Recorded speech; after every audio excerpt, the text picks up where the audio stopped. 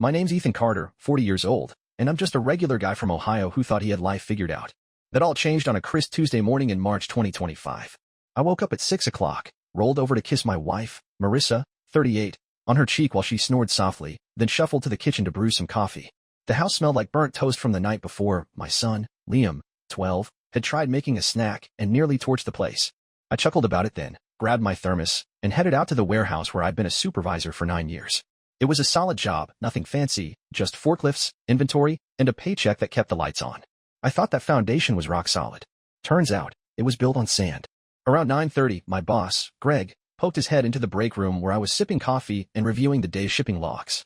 "Ethan, got a minute?" he said, his voice flat. Greg's a decent guy, big beard, bigger laugh, but that morning, his eyes wouldn't meet mine. I followed him to his office, a cramped little box with a flickering fluorescent light. That's when the first crack split my world open. "We're downsizing," he said, staring at a stack of papers like they'd explain it better than he could. "Corporate's slashing costs. Your spot's gone. Nothing personal, man. Just numbers. 9 years of showing up early, training new guys, fixing messes, none of it mattered. They handed me a severance deal, 2 months' pay, and a pat on the back. "We'll miss you," Greg muttered, but it sounded like something he had to say. I didn't yell or cry. I just sat there, feeling like the chair was swallowing me whole. My brain kept spinning, like a truck stuck in mud, trying to find traction.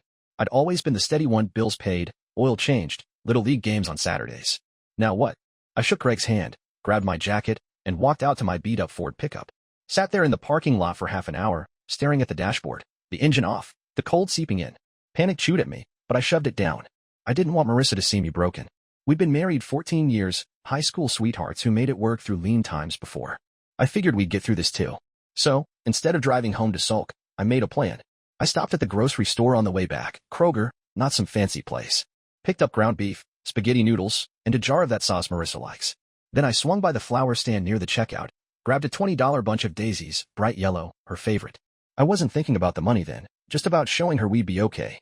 Got home around noon, way earlier than usual, and spent 2 hours cooking. Set the table with our mismatched plates, even lit a couple of those stubby candles we keep in the junk drawer. It wasn't much, but it felt like something solid I could offer. A little life raft in the storm. Marissa walked in at 4 o'clock with Liam trailing behind her, his backpack slung over one shoulder. She'd been at her part-time gig at the library, and he'd just finished baseball practice. I was standing there, still holding the daisies like a dope, grinning. She stopped dead in the doorway, her hazel eyes narrowing. "What's all this?" she said, not soft or curious, but sharp, like she'd caught me sneaking something. Liam peeked around her, confused. I tried to keep it light. Just wanted to do something nice. "We'll talk after dinner, all right?" But Marissa's not one for waiting. She crossed her arms, her purse still dangling from her elbow, and said, "No, Ethan, tell me now. Something's up." So I told her. Laid it out plain. The job was gone, budget cuts, not my fault. Said we had severance, some savings, and I'd find something soon. I thought she'd nod, maybe hug me, tell me we'd figure it out. Instead, her face twisted, like I just spilled coffee on her favorite dress. She snatched the daisies from my hand, marched to the trash can, and chucked them in. Petals scattered across the floor. Then she turned to Liam, who was just standing there wide-eyed, and said, "Look at your dad, kid. This is what happens when you don't plan ahead." Her voice was ice-cold, slicing right through me. I froze. Didn't say a word. Liam's lip quivered, and he bolted upstairs. The spaghetti sat there steaming on the table, candles flickering like they were mocking me. Marissa didn't stop. She spun back to me, hands on hips. "A guilt present? Really, Ethan? You think flowers fix this? 9 years, and you let them toss you out like garbage." I wanted to tell her it wasn't my choice, that I'd fought to keep us steady all this time, but my tongue felt glued down. She stormed off to the living room, muttering about bills and how she'd have to explain this to her book club. That night, I didn't sleep in our bed. I took the lumpy couch, staring at the ceiling, replaying her words. The house I'd built my life and didn't feel like mine anymore. Next morning, while she was out jogging, I checked our bank account on my phone. Found a surprise. Marissa had been siphoning cash into a separate account for months. $8,000 gone, spent on God knows what. Clothes? Trips with her friends? Meanwhile, she'd been on me about every dime I spent. That's when I knew this wasn't just about the job. Something bigger was rotting under the floorboards. And I wasn't gonna let it bury me. I'm Ethan Carter, and after Marissa threw those daisies in the trash and called me a washout in front of our boy Liam, I knew my life wasn't just cracked, it was splintering fast. That first night on the couch left me feeling like a stranger in my own house. But the next day, Wednesday, I woke up determined to hold things together. The sun was barely up, painting the kitchen in gray light, when I made coffee and sat at the table, still littered with cold spaghetti nobody ate. Marissa was out on her morning jog, she's religious about it, rain or shine, and Liam was still asleep upstairs. I needed answers, so I grabbed my phone and logged into our bank account. That's when I found the hole she'd been hiding. $8,000 drained into some secret account over the past 5 months. Statements showed charges at places like Macy's, a nail salon, and a weekend trip to Chicago I didn't even know about. My jaw tightened. Here I was, stressing over every oil change, while she was playing high roller behind my back. I didn't confront her right away. Marissa's got a temper that flares like a brush fire, and I wasn't ready for that smoke. Instead, I sipped my coffee and started thinking about what I could do. 9 years at the warehouse had left me with skills, inventory management, team leading, problem solving, but no job to plug them into yet. I fired up my old laptop, the one with the sticky L key, and started poking around job sites. Forklift supervisor gigs, shipping coordinator roles, stuff I could do in my sleep. I sent out a few applications, just to feel like I was moving forward. But deep down, I knew I needed more than a paycheck. I needed a lifeline. Around 8 o'clock, Marissa came back, sweaty and red-faced, her ponytail swinging. She didn't say good morning, just grabbed a water bottle and leaned against the counter, eyeing me like I was a spill she had to mop up. "You figure out how to fix this yet?" she said, her tone sharp enough to cut glass. I told her I'd started applying for jobs, that I'd have something lined up soon. She snorted. "Soon? Ethan, we've got a mortgage, car payments, Liam's braces. Soon doesn't pay the bills." Then she pointed at the laptop. "Better hope somebody wants a guy who couldn't keep his last job." That stung, but I kept my mouth shut. She didn't ask how I was holding up, didn't even glance at the trash where those daisies were wilting. Just walked off to shower, leaving me steaming worse than the coffee. Liam came down a bit later, his hair a mess, dragging his backpack. He wouldn't look at me, just mumbled something about school and grabbed a granola bar. "Hey, bud," I said, trying to sound normal. "You okay after last night?" He shrugged, then asked, real quiet, "Are we gonna lose the house 'cause you don't have a job?" My gut twisted. Marissa's words had sunk into him like roots. I knelt down, put a hand on his shoulder. "No, Liam, we're fine.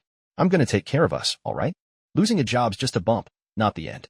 He nodded, but his eyes were cloudy. I drove him to school, the silence between us heavier than the toolbox rattling in my truck bed. When I got back, I called my buddy Nate. He's a mechanic, runs a little garage about 20 minutes away. We've been tight since high school, used to skip class to fish at the creek. I told him everything. The layoff, Marissa's reaction, the secret account. Nate whistled low. "Man, that's rough. She's kicking you while you're down, huh?" I laughed, bitter. "Yeah, feels like she's wearing steel-toe boots." Then he said something that stuck. "You know, I've been swamped here. Could use a guy to handle scheduling, parts orders, keep the shop running smooth. It's not warehouse money, but it's steady. You in?" I didn't hesitate. "Hell yes, Nate. When do I start?" We set it up for Monday, less pay than I was used to, but a start. A brick to rebuild with. I didn't tell Marissa about Nate's offer yet. She spent the day flitting around, making calls to her friends, probably spinning some story about how I'd let her down. I heard her on the phone with her pal Kelly, saying, "I can't believe I have to deal with this. How am I supposed to show my face at the PDA now?" Not a word about me, just her precious reputation. That night, she sat me down after Liam went to bed. "Ethan," she said, all serious, "you need to get real. Take anything, gas station, burger joint, whatever. We can't live on savings forever." I told her I was working on it, that I had leads. She rolled her eyes. "Leads? Great. Wake me up when they're checks." Then she went upstairs, leaving me on the couch again. Thursday morning, I drove to Nate's garage to scope it out.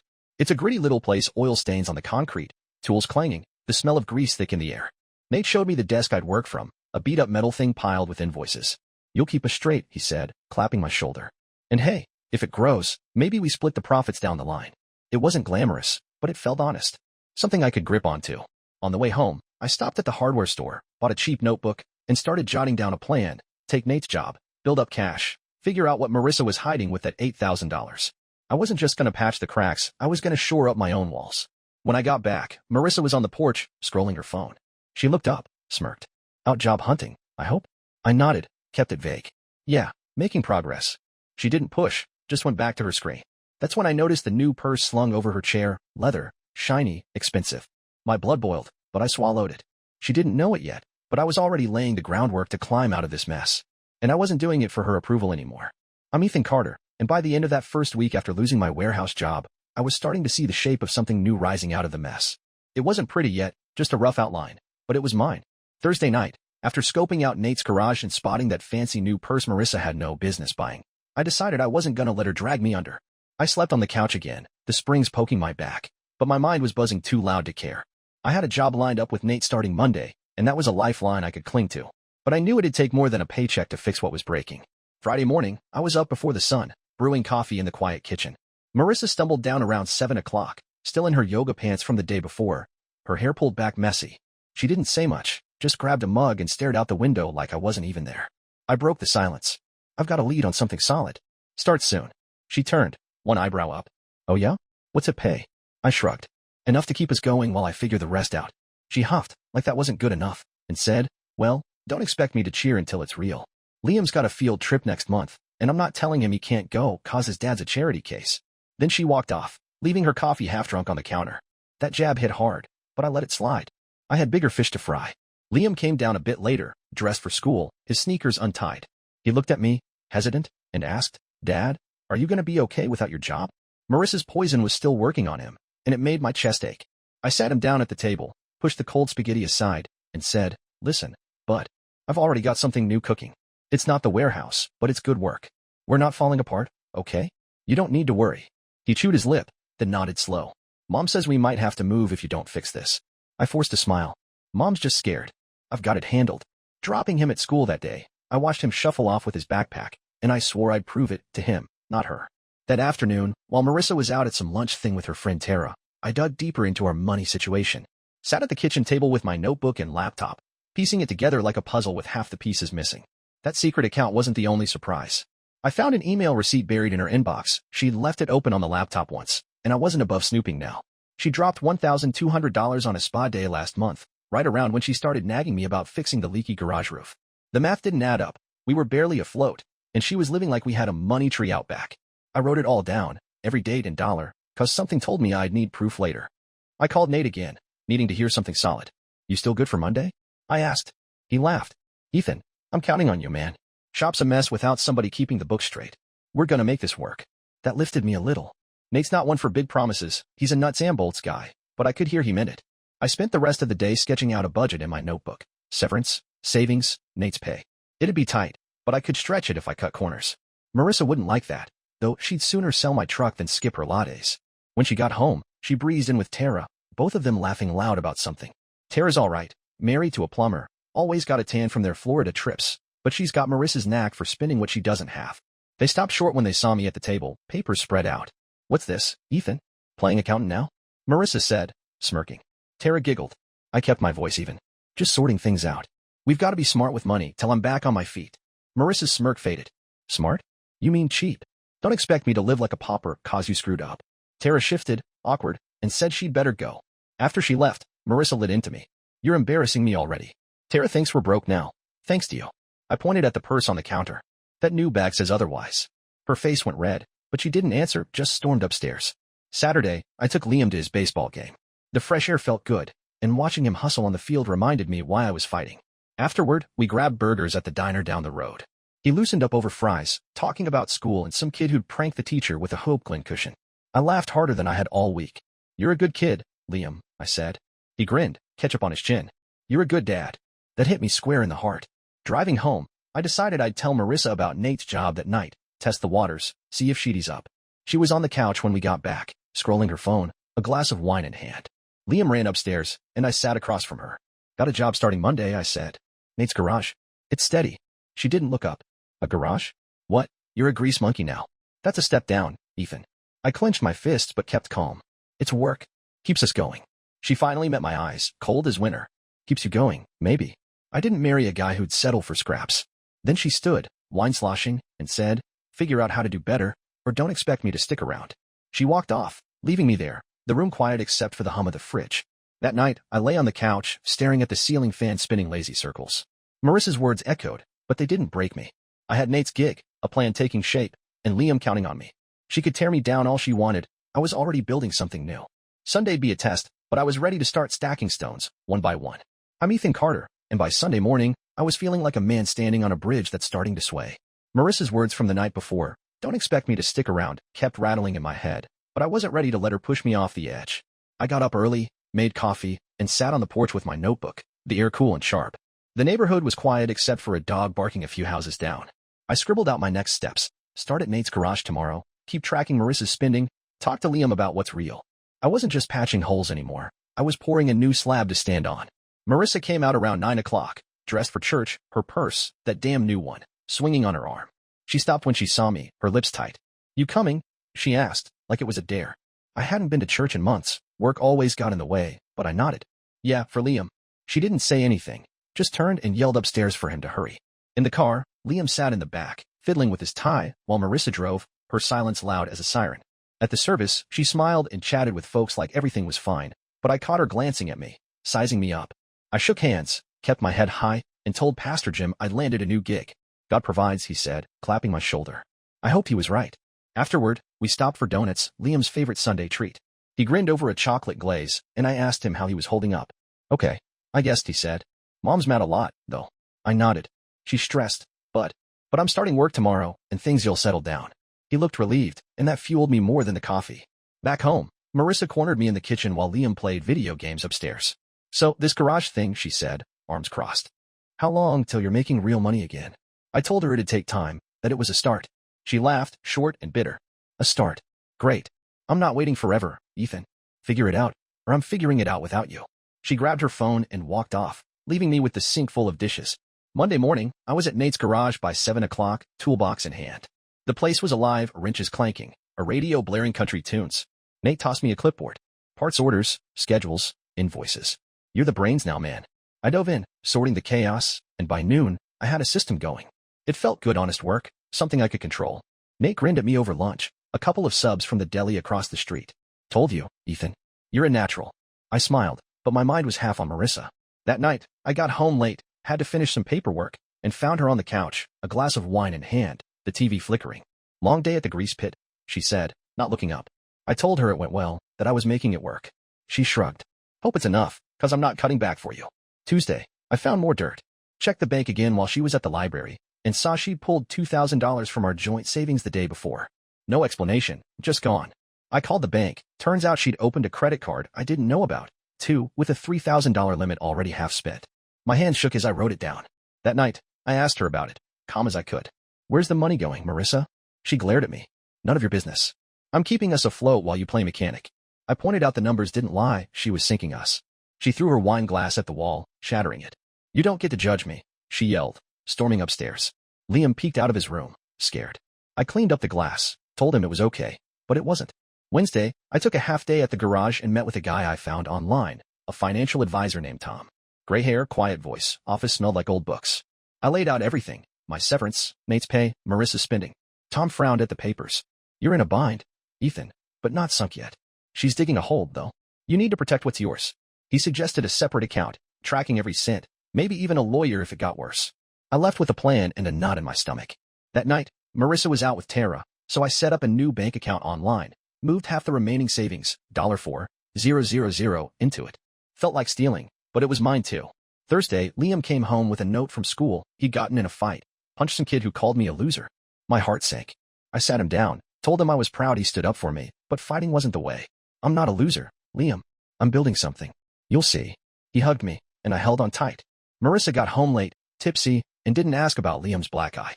She just said, hope your little job's worth it, and crashed on the couch. I looked at her, sprawled out, and realized I wasn't just fighting for me and Liam, I was fighting to not lose myself. Friday, Nate pulled me aside at the garage. Business is picking up, Ethan. Guy came in today, wants us to service his whole fleet, 5 trucks. You're making this place run like clockwork. I grinned, a real one this time. We shook on it, more hours, a small raise. I drove home feeling lighter, like I'd laid the first real stones of something solid. But when I walked in, Marissa was packing a suitcase, Liam watching from the stairs. I'm going to my mom's for the weekend, she said, not looking at me. Need a break from this mess. I didn't argue. Maybe space would clear the air. Or maybe it'd show me what I already suspected. The cracks were too deep to fix. I'm Ethan Carter, and that Friday night when Marissa said she was taking off to her mom's for the weekend, I didn't fight it. She stood there zipping up her suitcase, her jaw set like she was daring me to say something. Liam was on the stairs, his hands gripping the railing, looking like a kid caught in a tug-of-war. I just nodded and said, all right. Drive safe. She grabbed her keys, told Liam to get his stuff, and they were out the door by 6 o'clock. The house went quiet, too quiet, like the air after a storm passes. I stood in the living room, staring at the empty couch, and felt a weird mix of relief and dread. Maybe this was a chance to breathe. Maybe it was the start of something breaking for good. Saturday morning, I woke up in our bed for the first time all week. No couch springs digging into me, just the familiar creak of the mattress. I made coffee, sat at the kitchen table, and pulled out my notebook. With Marissa gone, I had space to think. Nate's garage was picking up. Those 5 trucks he'd mentioned could mean real money down the line. I jotted down numbers, my pay, the severance ticking away, that $4,000 I'd stashed in my new account. It wasn't much, but it was a foundation. Then I thought about Liam. He didn't need to be hauled off to his grandma's every time Marissa wanted to punish me. I needed to keep him steady, show him I wasn't crumbling. I spent the day fixing things around the house, tightened a loose cabinet door, patched a hole in the drywall where Liam had kicked a soccer ball last year. It wasn't about impressing Marissa. It was about proving to myself I could still hold something together. Around noon, my phone buzzed, a text from Nate. Fleet guy signed. Starts next week. You're killing it, man. I grinned, texted back, hell yeah, thanks for the shot. That afternoon, I drove to the hardware store, picked up some paint, blue, Liam's favorite color. Figured I'd spruce up his room, give him something solid to come back to. Sunday, I painted. Took my time, rolling the brush over the walls, the smell of fresh paint filling the air. It was peaceful, like laying down a new layer of myself. By evening, the room looked sharp, and I set up a little shelf for Liam's baseball trophies. I was sweaty, hands stained blue, when Marissa's car pulled into the driveway. Liam bounded in first, dropped his bag, and stopped dead when he saw his room. Whoa, Dad. This is awesome. He hugged me, paint and all, and I ruffled his hair. Glad you like it, bud. Marissa followed, her face tight. What's this? She said, eyeing the walls. Just fixing up Liam's space, I told her. She snorted. Nice. Too bad you can't fix the bank account that easy. Then she dumped her suitcase by the door and went upstairs. Monday, I was back at the garage, diving into the fleet contract. Nate had me scheduling oil changes, tire rotations. 5 trucks meant steady work. I stayed late, organizing the shop's mess of receipts into something that made sense. Got home around 8 o'clock, and Marissa was on the phone with Tara, laughing loud. She hung up when I walked in, gave me a look. Long day playing with wrenches? I told her about the fleet deal, how it'd bring in more cash. She shrugged. Hope it's enough to keep Tara from pitying me. She's planning a girl's trip, and I'm not missing it 'cause you're broke. I bit my tongue, asked where Liam was. Homework, she said, waving me off. I checked on him. His room still smelled like paint, and he was grinning over a math worksheet. This is my favorite place now, he said. That kept me going. Tuesday, I found another bombshell. Checked the joint account. Marissa had pulled out $1,500 more over the weekend. No note, no heads up. I dug into her credit card statements online, found charges for a hotel, fancy dinners, stuff that screamed girls' trip prep. My blood ran hot. That night, I waited till Liam was asleep and sat her down. We need to talk money, I said, showing her the numbers. She crossed her arms. I deserve a break, Ethan. You're not the only one stressed. I asked how she planned to pay it back. She laughed, cold. You're the man. You figure it out. Then she stood, said she was sleeping at Tara's till I got my act together, and left. Door slammed, car peeled out. Liam didn't hear, thank God. Wednesday, I called Tom, the financial guy.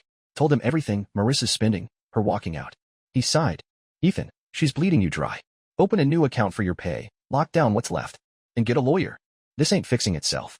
I did it that day, rerouted my garage checks, moved the last $2,000 from joint savings to my stash. Felt like cutting a rope I'd been dangling from. Thursday, Nate noticed me dragging. You okay, man? He asked over coffee.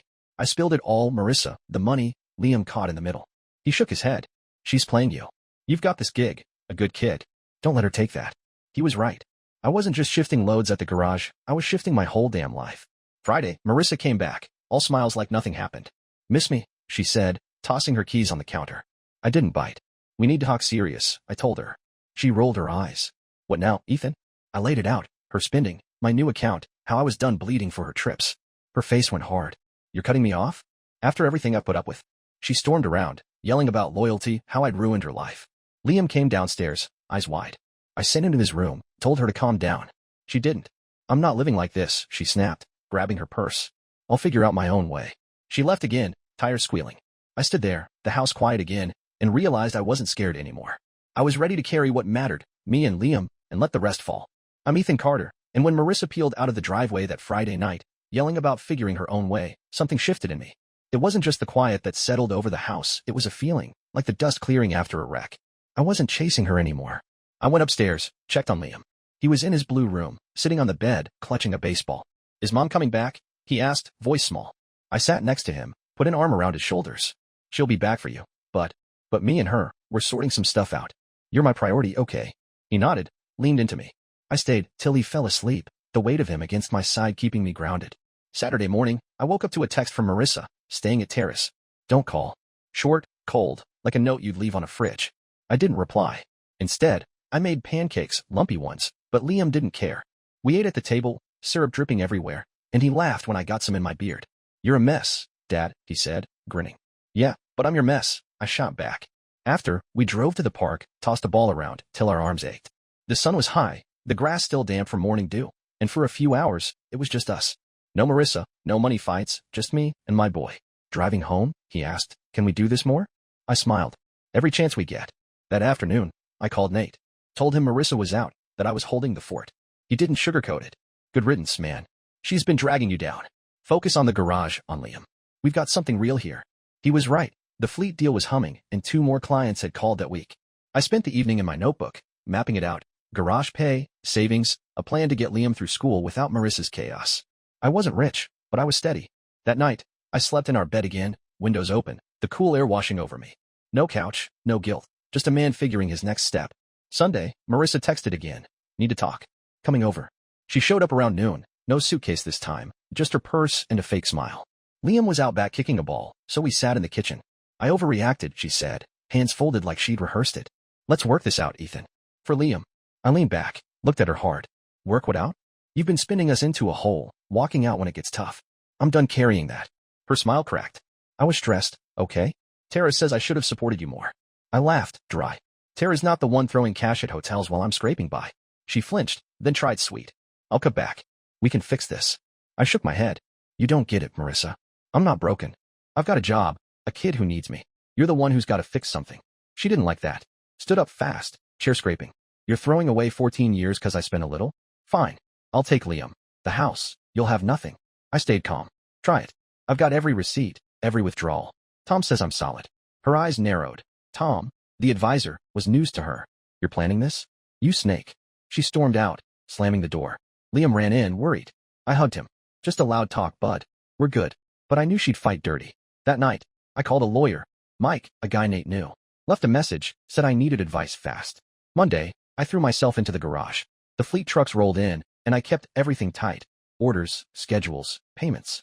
Nate slapped my back at lunch. We're up 20% since you started, Ethan. Thinking we split profits soon. I grinned, a real spark in me. Home that evening, Mike called back. Bring me your docs, he said. She's spending like that. Threatening to take the kid? You've got leverage. Tuesday, I met him, small office, coffee stains on his desk. Showed him the bank stuff, Marissa's credit card, my pay stubs. He nodded. She's reckless. We file for separation. Push for custody. You're the stable one here. It hit me, separation. A word I'd never said out loud. I told him to start the papers.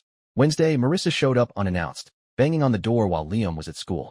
You're locking me out of accounts? She yelled, face red. I'd frozen the joint one after talking to Mike. Yeah, I said, standing firm.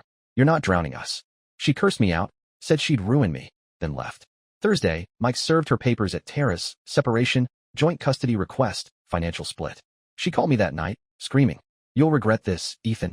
I'll take everything. I hung up, hands shaking but sure. Friday, Nate and I landed another client. A delivery company, 3 vans. I drove home, picked up Liam from practice, and we got pizza. He asked about Mom. She's mad, I said honest. But we're building our own thing now.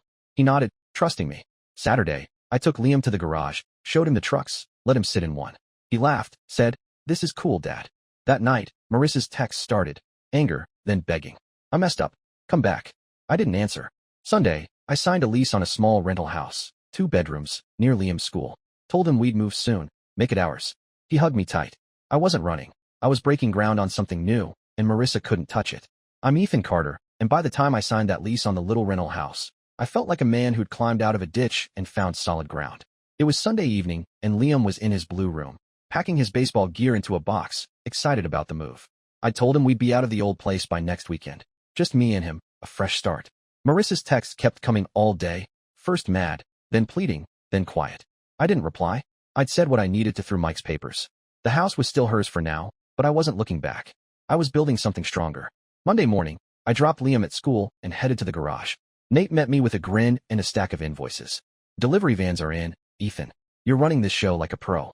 We doubled our workload in a month, and he was talking partnership. Real money, not just a paycheck. I spent the day juggling schedules, ordering parts, feeling the rhythm of it settle into my bones. At lunch, I checked my phone. Marissa had left a voicemail. Ethan, we need to talk. I'm sorry, okay? Let's not do this. Her voice cracked, but I'd heard that song before. I deleted it, ate my sandwich, and got back to work. That night, I told Liam we'd get a dog for the new place. A mutt, something tough like us. His eyes lit up. Really, Dad? Yeah, bud. Our house, our rules. Tuesday, Mike called. She's fighting the separation, but it's weak. Wants full custody, says you're unstable. Her spending's killing her case, though. Judge'll see it. I gave him everything, bank records, texts, even a note from Liam's teacher about his fight, showing I was the one holding him together. Mike chuckled. You're golden, Ethan. She's got nothing but noise. That afternoon, I painted the rental's living room. Gray, simple, ours. Liam helped, splashing more on himself than the walls, laughing the whole time. Marissa showed up unannounced at 6 o'clock, banging on the old house's door while I was at the new place. Neighbor called me, said she'd yelled for an hour, then left. I didn't flinch. She was a storm I'd already weathered. Wednesday, Nate and I met the delivery company owner. Big guy, firm handshake. He signed for 6 more months, steady cash. Nate pulled me aside after. Ethan, 50-50 split, starting now. You've earned it. I shook his hand, feeling taller than I had in years. That night, Marissa texted a photo, us at Liam's first game, all smiles. Remember this? She wrote. I looked at it, felt a pang, but didn't answer. Thursday, the judge set a hearing date 2 weeks out. Mike said it'd be quick. Joint custody likely. Marissa stuck with her debts. I slept sound. No couch, no regrets. Friday, we moved. Me, Liam, and a U-Haul with our essentials, beds, a table, that blue paint still on my jeans. Neighbors waved, curious but kind. Liam ran around the yard, plotting where the dog'd play. Marissa called while I unpacked boxes. You're really doing this, she said, voice shaky. Yeah, I told her. I'm done waiting for you to see me. She cried, said she'd change, but I hung up. Her words were echoes, not anchors. Saturday, we got the dog, Rusty, a scrappy terrier mix from the shelter. Liam named him, and we tossed a ball till dark. That night, I grilled burgers, and we ate on the porch, Rusty begging scraps. Liam said, this feels like home, Dad. I nodded, throat tight. It is, but. Sunday, I drove to the old house for Liam's last box. Marissa was there, eyes red, packing her own stuff. Lost the house, she said, quiet. Bank's taking it. Tara's letting me crash. I didn't gloat, felt sorry, but not enough to bend. You'll land somewhere, I told her, grabbing the box. She touched my arm. I messed up, Ethan. Can we try? I stepped back. No, I've got my own now. She nodded, let go, and I walked out. Hearing was Monday. Judge gave me primary custody. Marissa weekends, her debts hers alone. She didn't fight hard, looked tired, shrunk. I took Liam home to Rusty, our gray walls, our life. 6 months later, it's October 2025.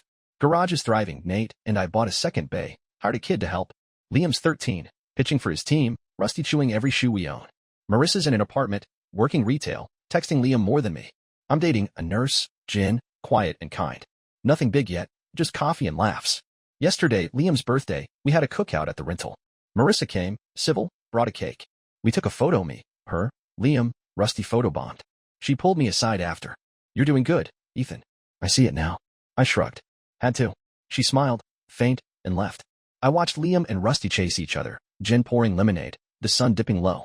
I'd lost a house, a marriage, but built a life, tall, steady, mine. Sometimes you don't fix the cracks. You start over and stand stronger.